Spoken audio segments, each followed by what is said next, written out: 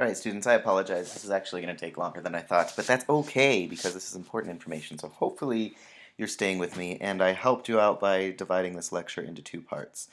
So you can choose to pause or stop or whatever you'd like to do. Okay, I'd like to pick up the last part with Baby Sug's picnic, and I think it's really important that we understand Baby Sug's picnic in the context of how she determined her own freedom, or how Morrison allowed us to understand Baby Sug's own understanding of her own freedom. Okay, so so what I want to talk about with Baby Sug's freedom, or I'm sorry, the picnic, excuse me, is I want to go back to that idea of illusion, and because this is a section of the story where Morrison is consistently using illusion. And just as a reminder, illusion is when an author makes a reference to another literary work, typically a really well-known literary work like the Bible or Greek mythology, right? And it's the reader's responsibility to sort of make the connections as to why would the author choose to allude to those important texts, okay? So my argument for this particular section, or my thesis for this particular session, is as follows. Morrison's use of allusion to biblical passages and circumstances emphasizes the holiness of her character, but in this section in particular, the section concerning her picnic, these allusions highlight the violation of that which is holy, including an abuse of the freedom that she so readily asked others to experience and enjoy with her.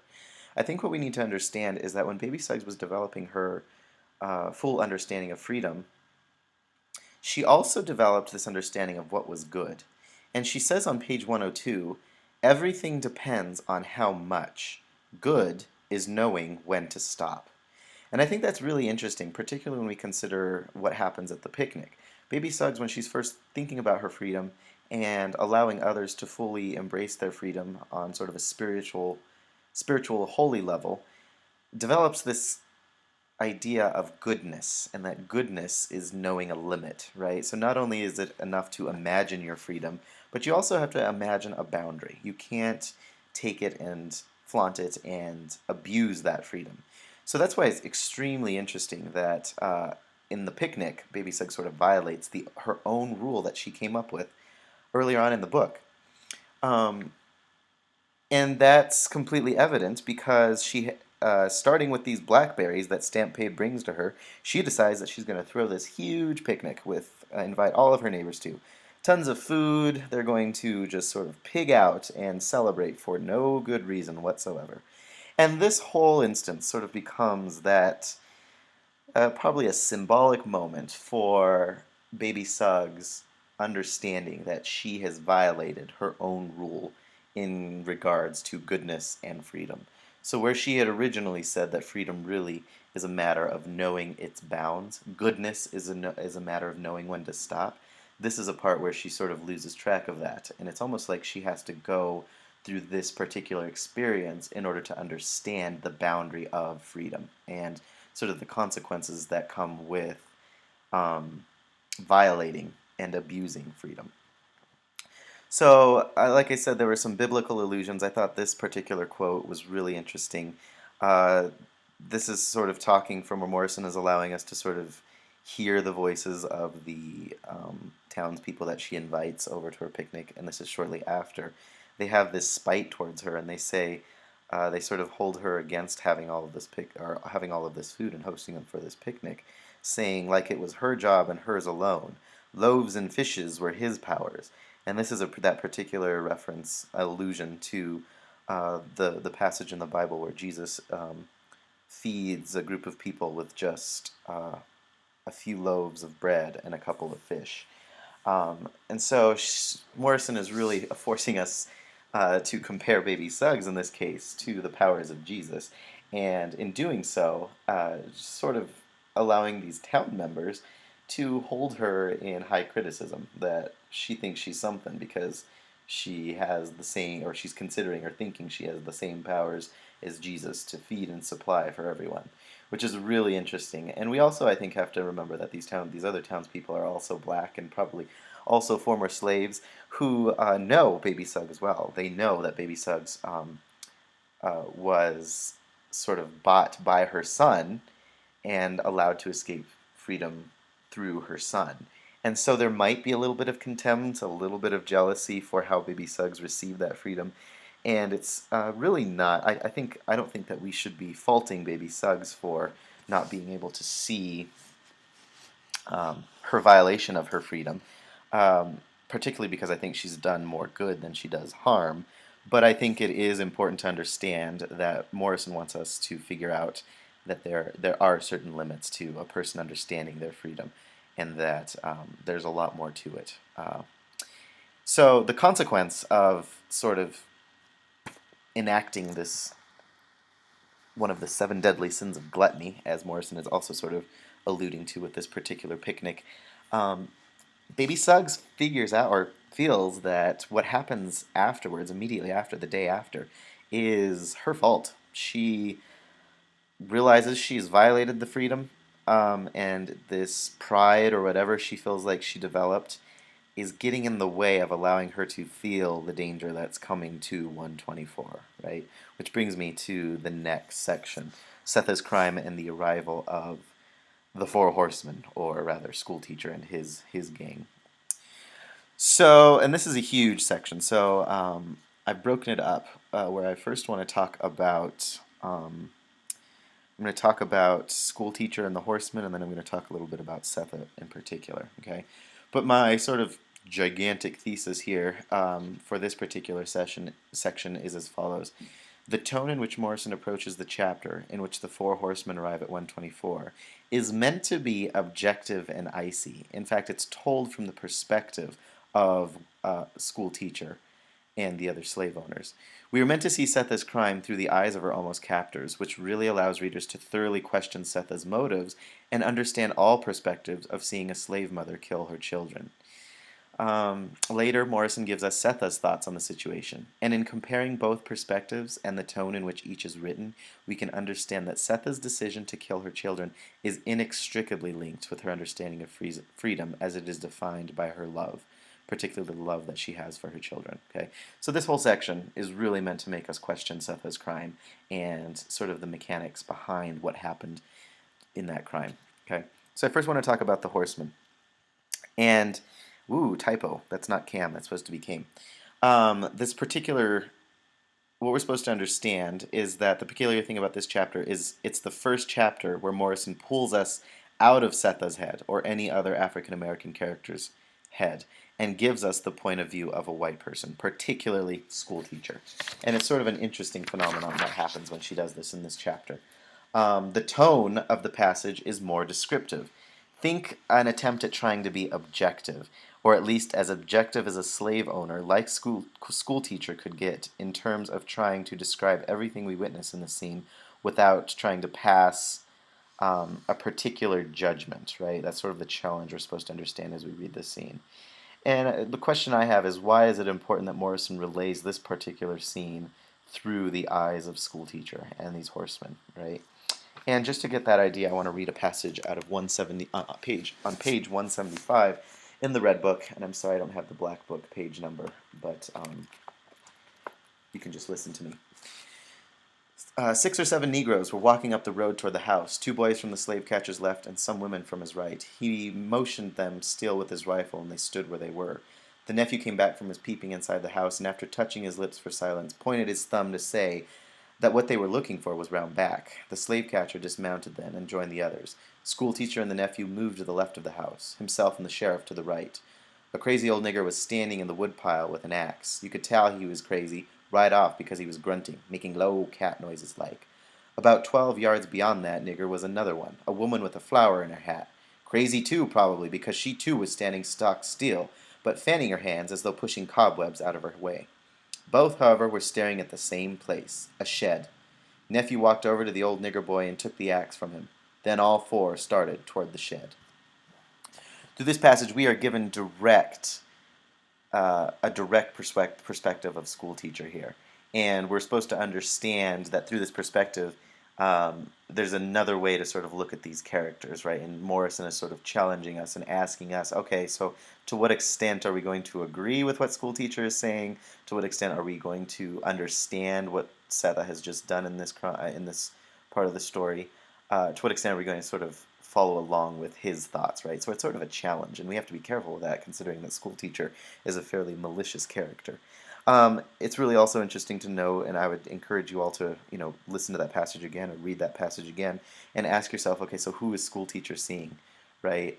The characters that he's describing are characters that we know because we've been giving their direct thoughts in the rest of the book, right? So, and he doesn't know them by name. It's really interesting to understand how he's described them, right? How Morrison has forced or allowed him to describe them versus how we know them through their specific voices. And that's something that we really want to make sure we understand. That's part of this, the trick of this, the tone of this passage. Um, I also, so it's important to understand that that's the tone, or that's the point of view we're supposed to see this particular part of the book from. Um, I also want to address school teacher himself because I don't think we quite talked about him. But it's really important to note or ask ourselves what makes school teachers so bad. And I think that we have an idea of what makes them so bad, but I kind of want to directly address that. I first want to ask, did any of you catch what he does with the ink Setha makes him and what he uses it for? I don't know if anyone caught that, but Setha, when she was still at Sweet Home when school teacher took over, was responsible for making ink. And this ink, what he does with it in his little notebooks is he tries to track how slaves are similar to animals for some obscure hypothesis or thesis that is ultimately incredibly dehumanizing. Okay, so school teacher's whole point is that he is trying to figure out how slaves are more like animals than anything else. He is our ultimate character that dehumanizes these slaves, right? Our villain school teacher here is a mimicry of how the discourse, or the way the story of slavery could be told in the wrong hands. He is in direct opposition to the way Setha, Denver, Paul D, and Beloved tell this story. Right? So he's supposed to be the opposite view. So while on one hand we can be listening to the story through those four characters I just described, Baby Suggs included in that, which really allows us to understand the human qualities of these characters. We could also understand this part of the book to be school teacher's way of telling the story, which is incredibly dehumanizing, right? For many different reasons. So that's another thing that we want to understand is that he is so villainous because he is so dehumanizing. Couple other quotes that I want to talk about. I'm sorry, there's just one more quote that I want to talk about is that when school teacher and his three other companions, his nephew, a slave catcher, and the sheriff discover what Setha has done, the nephew says, I'm sorry, Morrison revisits the nephew's thoughts, and she says on page 176, the nephew, the one who had nursed her while his brother held her down, didn't know he was shaking. His uncle, meaning schoolteacher, had warned him against that kind of confusion, but the warning didn't seem to be taking. What'd she go and do that for? On account of a beating? Hell, he'd been beaten 1,000,000 times, and he was white. So this is really important because we're starting to get an understanding of how these white folk uh, are seeing the crime, right? They are just as shocked as perhaps Baby Suggs and Stampede would be in terms of what Setha has just done with her children. And the white folk, we're supposed to understand, are a little bit more shocked. They are attributing we're supposed to, and we have to be careful here. We don't want to be tricked into this narrative because that's sort of what Morrison is doing. But through their perspective, we are supposed to understand or start to question to what extent Setha is crazy. Right? She just killed her children. Well, why would she go and do? What would she go and do that for? As the nephew is saying, right? So that's again sort of emphasizing the fact that Morrison really wants us to understand all perspectives of this and to sort of arrive at the perspective that makes sense to us. I think that's what's really important to understand is that, so in this particular section, we are only really given school teacher and his companion's perspective. There is a point in I guess, the second half of this section where she breaks off and allows Baby Suggs to take over just a little bit. And it's in this case where we get these kinds of descriptions of Setha after she has slit the throat of her baby and almost tried to kill her other children. It says that when she's on the wagon cart to be taken away by the sheriff, that she looked blind. And if we remember how Setha sort of has that, if we remember when she was first described, she has that sort of iron cold stare, or like a mask with the eyes punched out, right? So this is really important to understand how Setha has developed her understanding of the crime. and immediately afterwards, it's almost like she can't see. She's so blinded by everything that's just happened that she's sort of thrown into this strange shock. Another really interesting image. It's actually the last line in this section where Setha kills her babies, or I'm sorry, her baby. The hot sun dried Setha's dress, stiff like rigor mortis. And again, this is sort of relating or emphasizing the deadly quality that Setha sort of has surrounding her, right? And we're supposed to be left again with sort of that challenging thought: to what extent was Setha uh, ultimately, to what extent can she be considered a murderess in this case? To what extent is this infanticide? Um, and that's really kind of what this particular point of view is forcing us to think about. Later on in the book, we're actually given Setha's point of view, right? We're given, Morrison allows us that narrative to focus back in on Setha's thoughts, and we're allowed to understand what was going through her mind when she killed her children. And when we do get Setha's point of view on page 192, we understand that there was simply no thought in her decision. That if people didn't get why she did what she did, they simply didn't get it, period. She is firmly resolved and deeply rooted in her instincts, not only for survival, but to firmly validate her personhood through this specific act. Okay, and this quote is really, I think, one of the more beautiful quotes in this book. Not only because it uses some really cool metaphors, I think, again tied to the natural world, but because it really does allow us a gateway into Setha's thoughts, and it really does force us to think, yes, while this crime of killing your child is awful, it really does make us rethink, well, are there things that are worse than death, like slavery, and would death actually be a better option rather than some of these awful things? So it's really a crazy way that Morrison is making us question these things. But this particular quote, little hummingbirds, or I'm sorry, let me back up, contextualize this a little bit. This is describing Setha's point of view when she saw the four horsemen arrive, when she saw school teacher's hat. This is what happened. Little hummingbirds stuck their needle beaks right through her headcloth, into her hair, and beat their wings. And if she thought anything, it was no. No, no, no, no, no, no. Simple. She just flew, collected every bit of life she made, all the parts of her that were precious and fine and beautiful, and carried, pushed, dragged them through the veil, out, away, over there, where no one could hurt them. And that's on page 192. Morrison's description of the event here is completely different from schoolteacher's point of view in that there is no grotesque mention of the act itself. In fact, this isn't murder in Setha's mind. This is an act of saving, of preservation, which is the ultimate irony of this book that truly makes us understand there truly are some things that are worse than death, and perhaps being dehumanized and robbed of everything that you are while still living is one of them. Setha understands this, and so do her little hummingbird thoughts, which are not necessarily thoughts, but manifestations of her direct instincts linked together with her motherhood. I think the other important thing to understand, or the other important thing to take into account, is that Setha's reaction after she killed her baby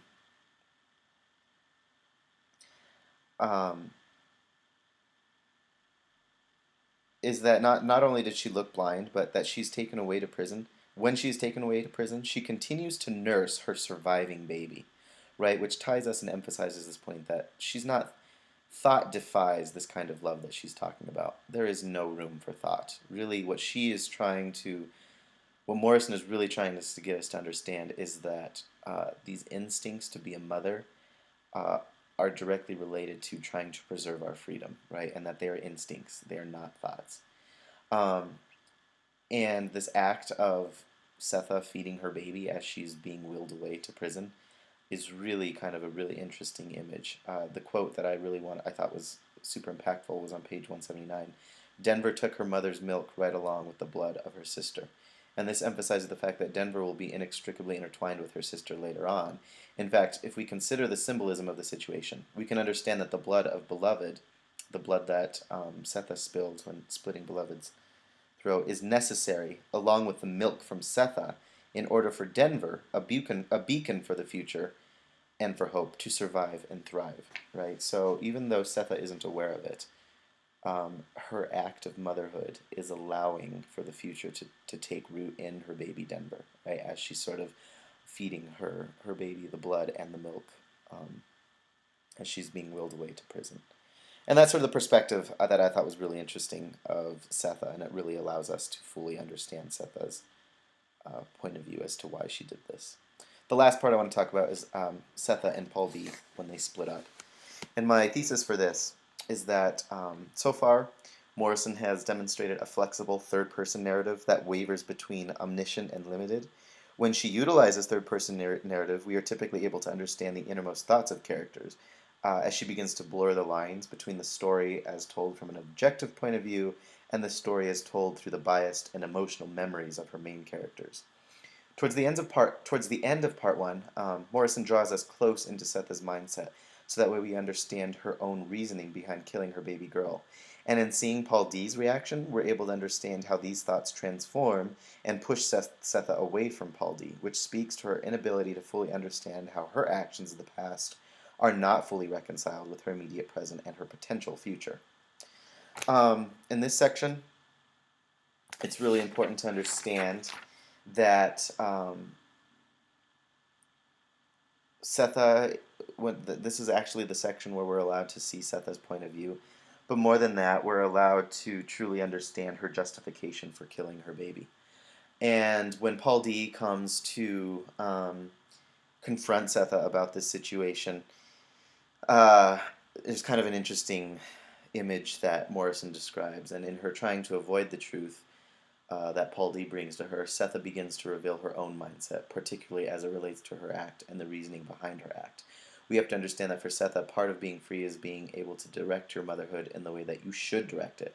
She claims that she couldn't love her children proper in Kentucky because they wasn't hers to love, and that's on page 190 that she made that quote. Having these children free from the plantation, she was able to have them all to herself, and the first thing she could truly claim ownership of, perhaps the only appropriately way a human being could own another, i.e., through motherhood, over these children. She is not only proud of being a mother, but is also proud of the fact that she decided, and she uses that word on page 190, and that her decisions ultimately helped get her family to freedom without Hallie, also on 190, and all by herself. She describes this ability to use her head and decide on her own as a kind of selfishness that we never knew nothing about before, again, on page 190. This selfishness could be the same freedom that Baby Suggs discusses in the clearing with her congregation, the need to love yourself for the sake of freedom, which is different than the negative connotations we associate currently with the word. In fact, it is this type of selfishness that took Setha to a place where you could love anything else you chose, which Paul D confirms as true freedom on page 191. And this is deeply rooted in the way that we understand Setha to justify that the reason she killed her babies was purely for preserving her mother love, as I discussed before. The disagreement here is based in Paul D's understanding, and the issue is that Paul D is not a mother, and while he fully understands what it means to be robbed of freedom, his understanding differs from Setha. You could say that being a mother has given Setha a deeper understanding of love, not just romantic love, but that selfish mother love she talked about earlier, which is something Paul D can't fully understand. More than that, this love has set her resolve. She understands that love is or it isn't. Thin love ain't love at all, she says on page 194, which is unsettling for Paul D, as he's never encountered the power of this love. As a result, he thinks it's his duty to outline how she is wrong, how she doesn't have her children anymore, how Howard and Bugler have disappeared, how Beloved is now a dead baby, how Denver is sort of withdrawn away from Setha. But this isn't Setha's overall goal. Her ultimate goal was to make sure her children didn't end up back at Sweet Home, back as slaves. And she even says that at some point, that was her ultimate goal, and she feels like she has reached that goal, right, by doing this. The ultimate insult is that Paul D says, "You got 2 feet, Setha, not 4."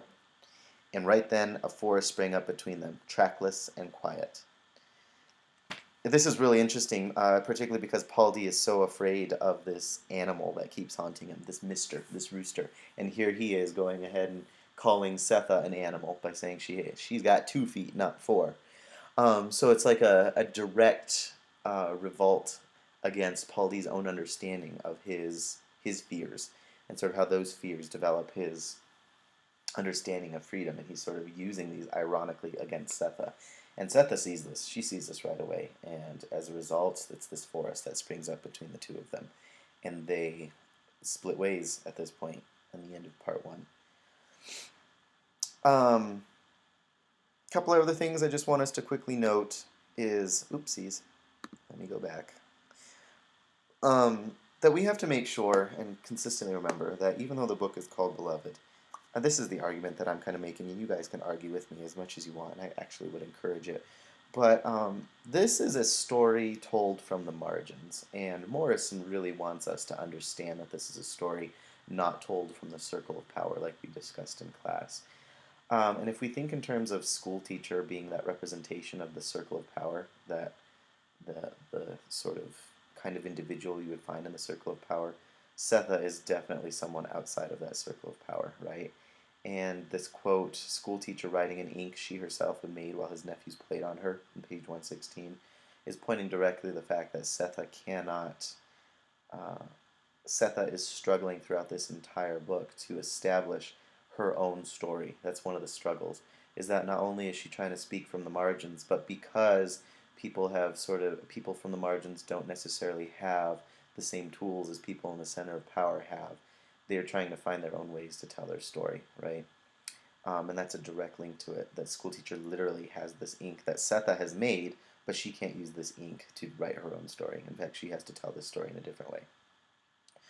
And if you look at that last quote I have here, what Nan told her, which is Nan is the woman that took care of Setha when she was a young girl in her plantation before Sweet Home, what Nan told her she had forgotten, along with the language she told it in, sorry, the same language her ma'am spoke, and which would never come back.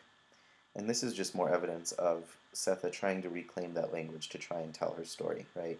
And I think that if we link this to the fact that Setha is trying to heal her trauma, what Morrison is really trying to say is that being able to speak a story out loud or tell a story in general that validates you is a way to heal that trauma, right?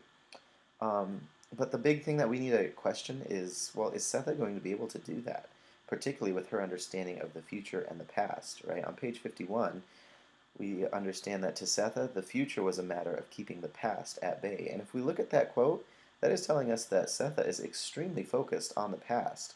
And what I want us to question is, to what extent can someone fully develop their future if they are consistently trying to hold back the past or look at the past, the traumas in that past, right? And I think that is Setha's primary conflict at this point, her primary psychological conflict. And it's going to be really interesting to understand, particularly if we've set Denver up as the symbol of the future, and Setha is sort of stuck in this moment of the present. And the last piece of this puzzle is to understand that Beloved is this strong force from the past.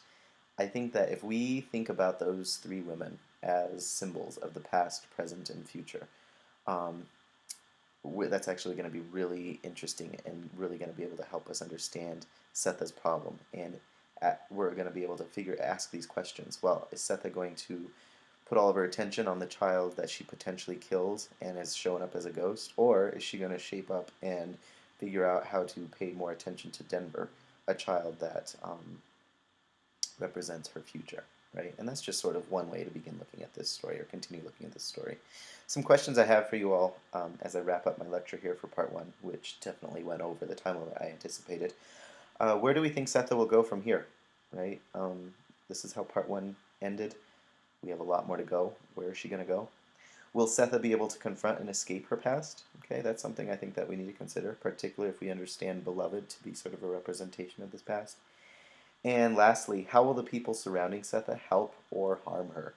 And I want us to, again, think specifically about Denver and Beloved. As we will see in part two, she is going to sort of focus all of her attention on these two girls, but I want us to understand how these two girls divide Setha's attention and kind of what happens as a result when these two girls do that. Okay. All right, y'all. I hope that was informative, and I hope that helped clear some questions. We will begin diving into part two and sort of trying to understand elements of part two when I see you all again next class. Thank you all. Enjoy the rest of your weekend.